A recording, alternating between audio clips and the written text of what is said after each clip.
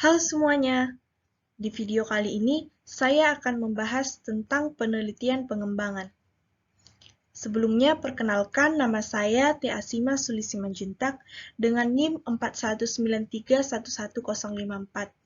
Video ini dibuat untuk memenuhi tugas IT-Based Mathematics Learning Media dengan dosen pengampu Khairuddin SSI MPD.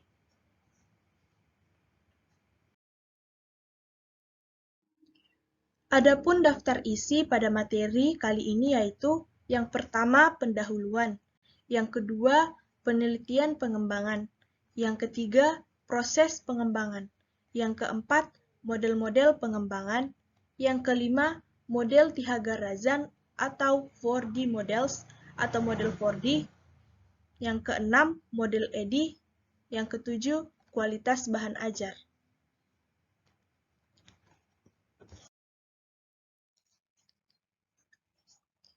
Kemudian kita masuk ke bagian pertama, yaitu pendahuluan. Salah satu faktor penyebab kurangnya kualitas proses belajar adalah perangkat pembelajaran berupa media, buku, modul, LKPD atau LAS, atau RPP yang tidak relevan untuk mencapai tujuan pembelajaran.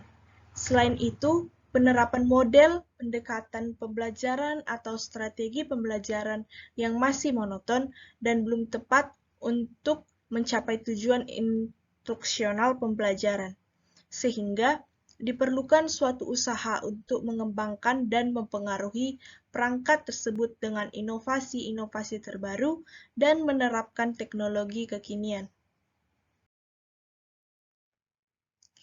Dengan tersedianya bahan ajar yang baik akan memudahkan bagi seorang guru dalam merancang dan menciptakan proses belajar yang berkualitas.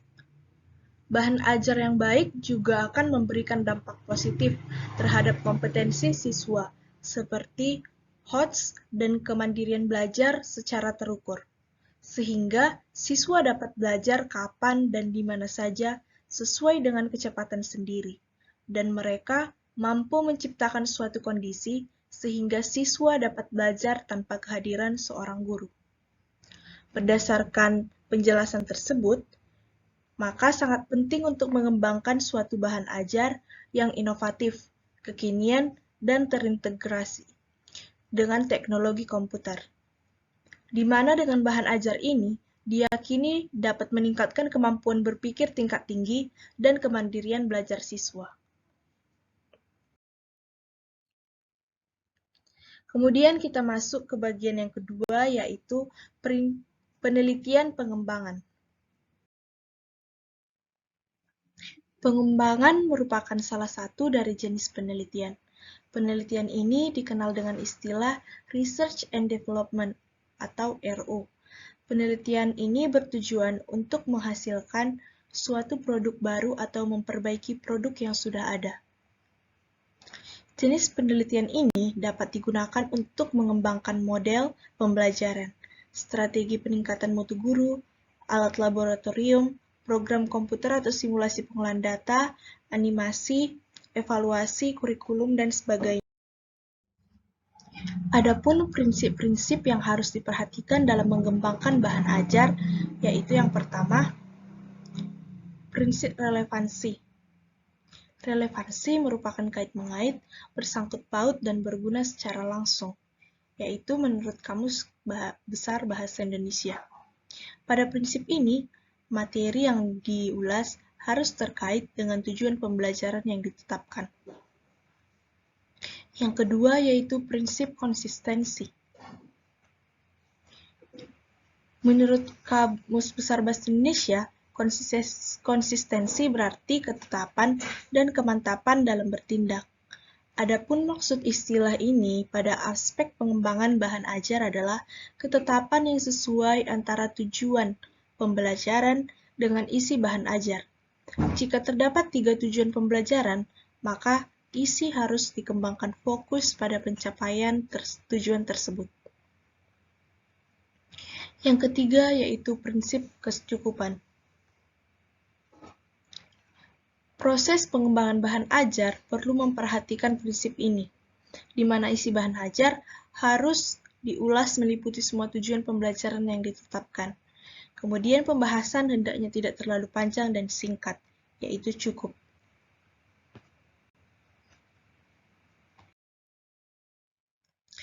Kemudian kita masuk ke pembahasan yang ketiga, yaitu tentang proses pengembangan. Penelitian dan pengembangan idealnya bermula dari kebutuhan suatu produk, sementara produk yang membutuhkan belum tersedia atau tersedia tapi belum optimal jika digunakan memecahkan masalah yang dihadapi. Atas dasar ini diperlukan suatu proses pembuatan suatu produk baru atau pengembangan produk yang sudah ada yang dapat digunakan untuk memecahkan masalah.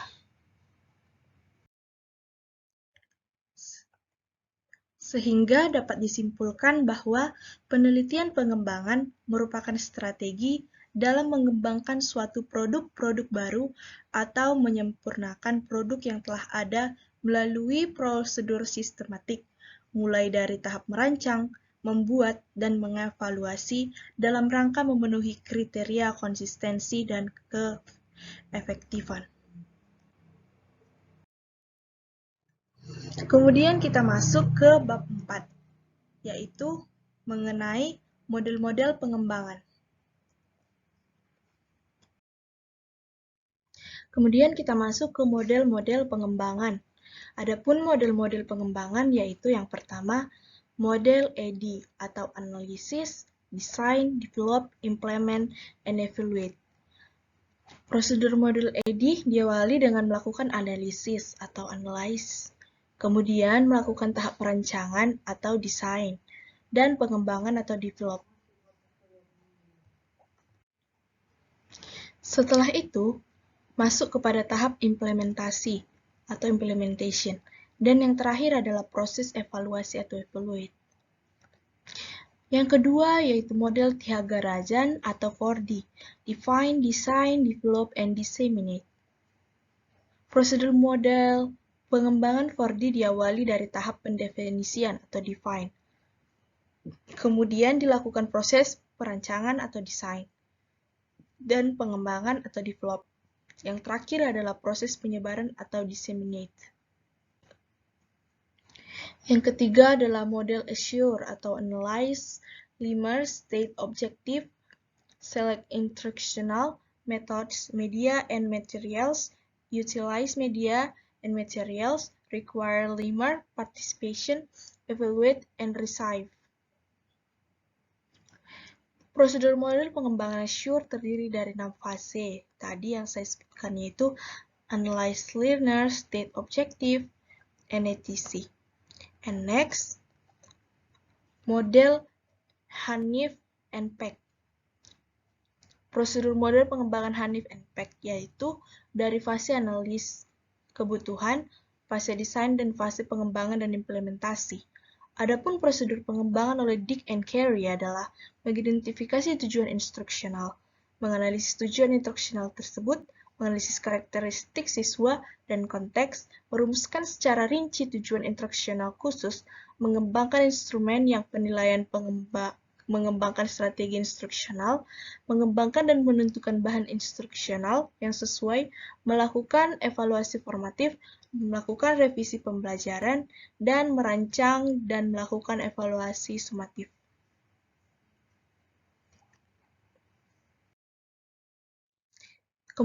Kemudian kita masuk ke pembahasan yang kelima, yaitu model Thiagarajan atau 4D models atau model 4D.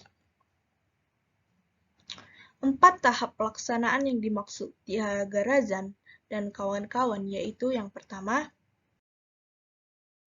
define. Tujuan dari tahap ini adalah untuk menetapkan dan mendefinisikan hal yang dibutuhkan dalam instruksional. Ada 5 fase yang ditempuh pada tahap ini. Yang pertama yaitu front-end analysis atau analisis awal-akhir. Dalam tahap ini dilakukan analisis tentang masalah dasar yang dihadapi guru, mengetahui tingkat kinerja guru, Selama penyelidikan inilah alternatif pembelajaran yang lebih baik dan lebih efisien dapat dipertimbangkan. Kemudian, setiap penyebab membutuhkan solusi yang berbeda. Maka dilakukan analisis. Jika penyebabnya adalah karena siswa dalam pembelajaran, maka selanjutnya akan dianalisis pendekatan pengajaran alternatif yang tersedia sesuai dengan kondisi dan kebutuhan. Jika ada, maka pendekatan itu bisa diadopsi atau diadaptasi sesuai dengan kondisi dan kebutuhan. Jika tidak ada, maka harus dikembangkan sendiri. Kemudian yang kedua, learner analysis atau analisis siswa. Pada tahap ini, mengidentifikasi karakter dari siswa yang akan dihadapi. Cara mengimplementasikan analisis siswa yaitu 4 faktor penting yang perlu diperhatikan.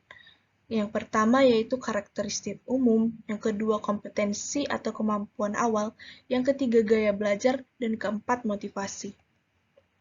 Kemudian task analysis atau analisis tugas. Pada tahap ini, yang dilakukan adalah mengidentifikasi keterampilan utama yang dibutuhkan untuk menguraikannya ke dalam keterampilan-keterampilan yang lebih khusus, yang perlu dan cukup. Analisis ini dapat membantu menentukan media yang akan digunakan. Kemudian yang keempat, konsep analisis atau analisis konsep. Pada tahap ini yang dilakukan adalah mengidentifikasi konsep-konsep utama yang harus diajarkan, menata konsep tersebut ke dalam suatu hierarki, dan merinci sifat atau ciri-ciri dan masing-masing konsep. Analisis ini membantu mengidentifikasi sekumpulan pemikiran tentang contoh dan bukan contoh yang dapat dibawakan dalam alur pengembangan. Hal yang diperoleh dalam tahap ini berupa peta konsep atau chart. Kemudian yang terakhir yaitu specifying instructional objective atau menetapkan tujuan pembelajaran. Pada tahap ini yang dilakukan adalah mengkonversi hasil analisis tugas dan analisis konsep menjadi tujuan berupa perilaku yang diharapkan. Kumpulan tujuan ini menjadi dasar dalam penyusunan tes dan perancangan pembelajaran. Dan selanjutnya tujuan ini diintegrasikan ke dalam materi pembelajaran. Kemudian yang kedua yaitu desain. Tujuan dari tahap ini adalah merancang draft awal dari materi pembelajaran. Tahap ini dapat dimulai jika tujuan materi pembelajaran telah ditetapkan pada tahap sebelumnya. Ada 4 langkah pada tahap ini, yaitu yang pertama construction criterion reference test atau menyusun kriteria referensi tes. Tahap ini dapat digunakan untuk mengukur pencapaian tujuan pembelajaran. Tes yang disusun di fase ini beracuan kriteria mengubah tujuan-tujuan perilaku dalam garis besar untuk perangkat pembelajaran. Kemudian yang kedua yaitu media selection atau pemilihan media. Pemilihan media yang sesuai untuk menyajikan isi dari pembelajaran. Proses ini mencakup penyesuaian analisis konsep dan analisis TUPS dengan karakter siswa. Pemanfaatan media harus menunjang aktivitas pembelajaran yang memfasilitasi siswa untuk mencapai kompetensi yang ditetapkan sesuai dengan kurikulum. Kemudian yang ketiga yaitu format selection atau pemilihan format. Fase ini sangat terkait dengan pemilihan media sebelumnya. Istilah format pembelajaran sendiri mengacu pada kombinasi media, strategi mengajar, dan teknik penggunaan. Pemilihan format yang sesuai ini tergantung pada banyaknya faktor-faktor yang didiskusikan. Yang keempat yaitu initial design atau desain awal. Fase ini mempresentasikan esensi instruksional melalui media yang sesuai dan dengan urutan yang cocok. Fase ini juga melibatkan penstrukturan berbagai kegiatan belajar, seperti membaca teks, melakukan wawancara pada personil pendidikan khusus, dan mempraktikkan keterampilan mengajar oleh teman sejawat, dengan memperhatikan kebutuhan setiap siswa. Yang ketiga yaitu develop, atau pengembangan. Tujuan dari langkah ini adalah memodifikasi materi pembelajaran pada draft awal hasil dari tahap perancangan harus dipertimbangkan sebagai versi awal sehingga perlu dimodifikasi, sehingga diperoleh versi akhir yang efektif.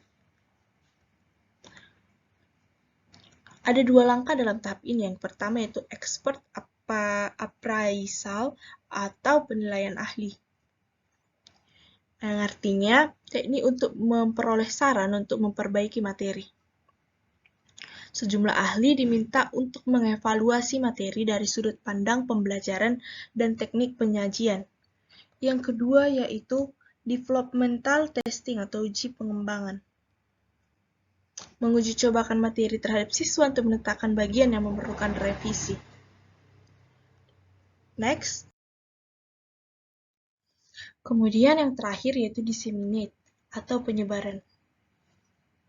Draft final dari materi pembelajaran diperoleh jika fase pengembangan menunjukkan hasil yang konsisten dan ahli memberi komentar yang positif.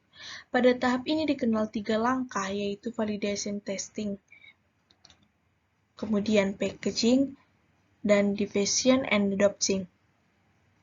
Pada langkah validation testing, materi digunakan pada kondisi tiruan untuk mendemonstrasikan siapa yang belajar, apa yang dipelajari, dan lain-lainnya.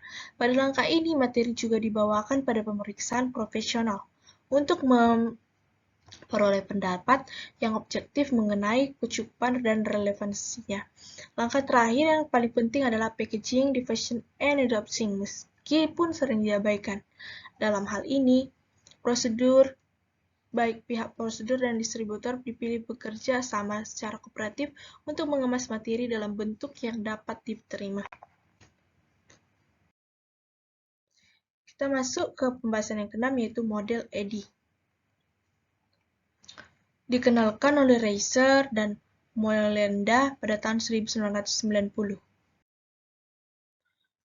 Model pengembangan Eddy itu terdiri dari 5 tahap, yaitu yang pertama, tahap analisis, yaitu proses analisis, diperlukan untuk mengetahui sejauh mana kelayakan dan syarat-syarat yang diperlukan untuk mengembangkan media, bahan model, atau metode yang sudah digunakan.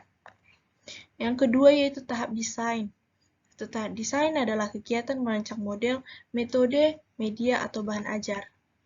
Yang kemudian tahap development, yaitu proses pengembangan produk baru yang dilakukan berdasarkan hasil tahap desain. Yang keempat yaitu tahap implementasi atau implementation. Tahap implementasi ini bertujuan untuk mengimplementasikan atau uji coba produk yang dihasilkan pada tahap pengembangan. Dan yang terakhir yaitu tahap evaluation atau tahap evaluasi. Tahap evaluasi yang dilakukan adalah evaluasi formatif dan evaluasi sumatif. Oke, kita masuk ke pembahasan yang ketujuh, yaitu kualitas bahan ajar. Dikenalkan oleh Reiser dan Moelenda pada tahun 1990. Riesei dan Nelson dalam Rohman Amri mendefinisikan penelitian pengembangan sebagai pengkajian sistematif terhadap pendesainan, pengembangan, dan evaluasi program, proses, dan produk pembelajaran harus memenuhi kriteria validitas, praktikalit, efektivitas.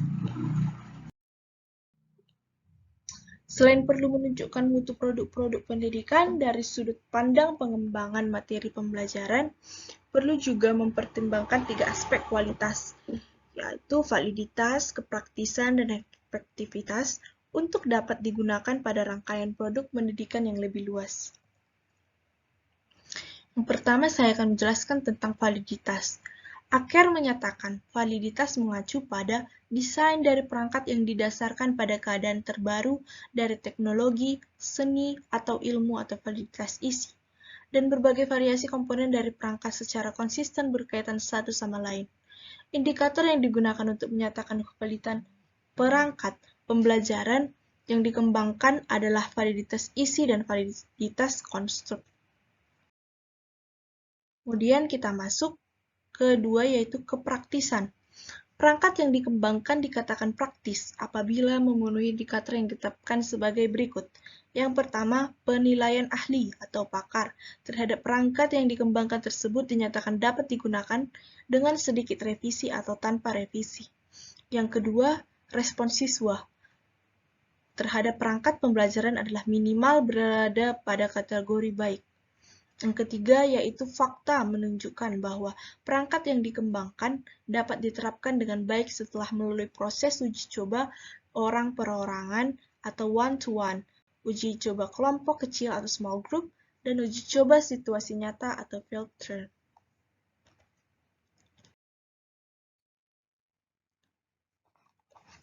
Yang ketiga yaitu keefektifan. Berdasarkan pendapat ahli, indikator untuk menyatakan efektivitas perangkat pembelajaran adalah yang pertama, ketuntasan belajar siswa secara klasikal. Yang kedua, aktif siswa berada pada kategori ideal yang ditetapkan. Dan yang ketiga yaitu respon siswa. Misalnya setidaknya 80% siswa memberikan respon positif terhadap perangkat pembelajaran. Baiklah, sekian dari hasil presentasi saya, lebih kurangnya mohon dimaafkan. Terima kasih.